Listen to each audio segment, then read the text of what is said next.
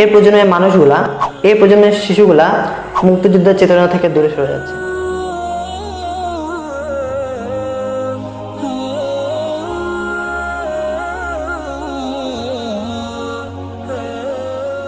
আসসালামু আলাইকুম, আশা করি আপনারা সকলে ভালো আছেন। আমরা অনেকে শুনতে পাই এই প্রজন্মের মানুষগুলা, এই প্রজন্মের শিশুগুলা মুক্তিযুদ্ধের চেতনা থেকে দূরে সরে যাচ্ছে।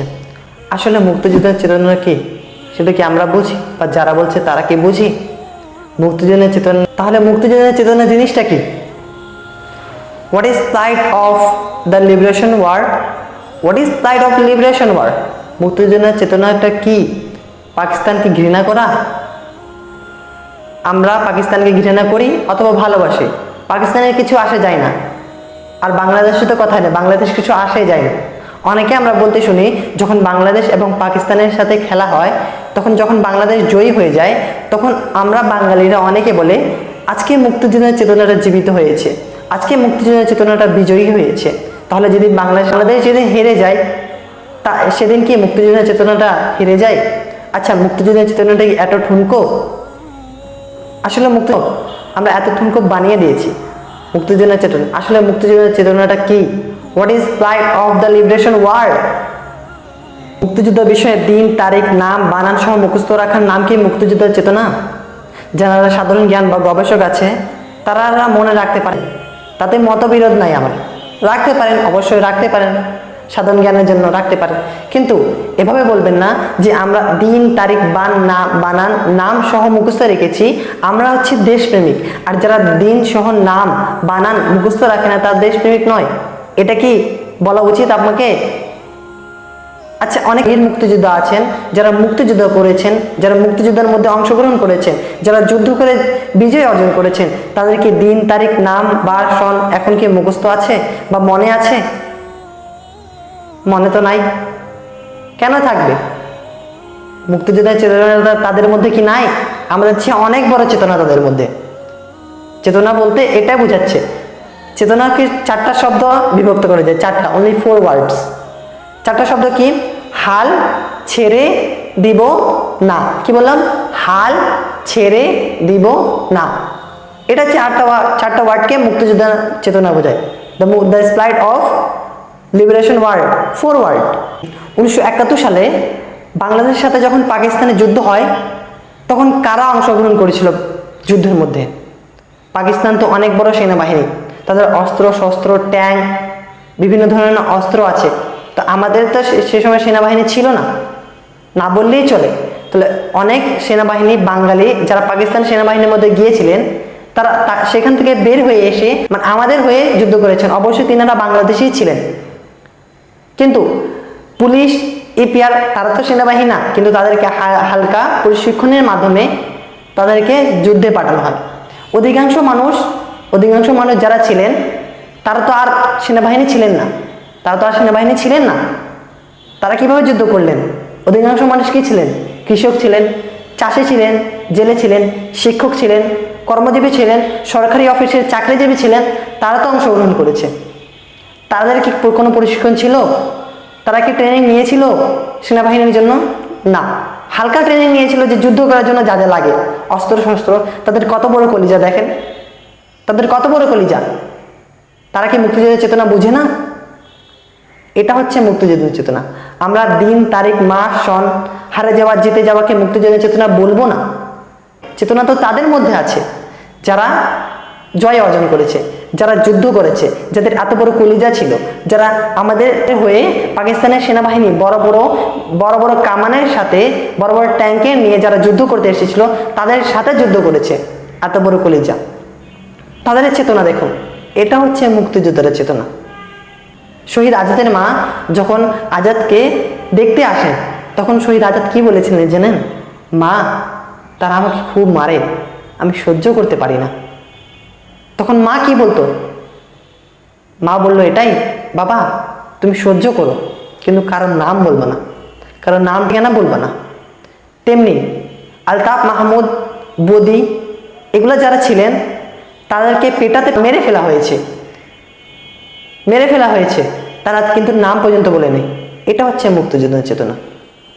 আসলে মুক্তিযুদ্ধ চেতনা এটাই, আপনারা যে বোঝাতে চাচ্ছেন মুক্তিযুদ্ধ চেতনা জিনিসটা কি, what is flight of liberation war, আসল কিন্তু তা নয়। কথায় কথায় এ প্রজন্ম, নতুন প্রজন্মগুলো মুক্তিযুদ্ধ চেতনা বলতে কিছু নাই। আরে বাবা, আগে বুঝাবেন তো মুক্তিযুদ্ধ চেতনাটা জিনিসটা কি, তখন তো বলবেন যে মুক্তিযুদ্ধ চেতনা বলতে কিছু নাই। তাদের হাতের নখগুলা ছিঁড়ে ফেলা হতো, টেনে দেওয়া হতো এবং নখের ভিতরে সুচ ঢুকে দেওয়া হতো। তখন তখন তারা তো বলতে পারতো যে আমাদেরকে ছেড়ে দেন, আমরা তাদের নাম বলছি। তখন যদি তারা ছেড়ে দিত, আজকে কি আমরা স্বাধীন হতাম?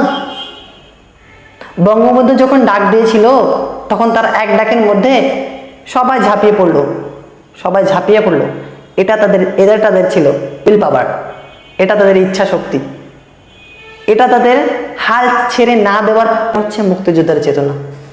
এটা হচ্ছে মুক্তিযুদ্ধের চেতনা। আসল জিনিসটা যা বোঝাতে চাচ্ছেন তা নয়। একমাত্র ছেলে যখন আজাদকে আত্মত্যাগ করেছিলেন তার মা, তখন কি তার মনের রক্তক্ষরণটা আপনি কি জানেন? দেশের জন্য নিজের ছেলেকে কুরবান করে দিল, নিজের ছেলেকে। হায় দেখেন মা কেমন, ওদের মধ্যে ছিল দেশপ্রেমিকতা, ওদের মধ্যে ছিল মুক্তিযুদ্ধের চেতনা। দেশে অনেক দুর্নীতি, ট্রাফিক জ্যাম, হইচই, রাস্তার মধ্যে জ্যাম হয়ে থাকে। এখন কি আমরা বলবো যে অনেক খারাপ জিনিস হচ্ছে আমরা ভোগ করছি, আমরা কথাতেই রেগে যাই, কিন্তু যত কষ্ট আলতাফ মাহমুদ, শহীদ আজাদ, বদি সহ্য করেছিলেন, তত কি আমরা রাস্তায় জ্যামের মধ্যে নেই? না। তত কি আমরা রাস্তার যখন জ্যাম লেগে যায় তখন চলার মধ্যে নেই? না। রাস্তার গাড়ির মধ্যে, এসির মধ্যে বসে আছি, হাই রে ট্রাফিক জ্যাম, হাই রে এটা, হাই রে ওটা।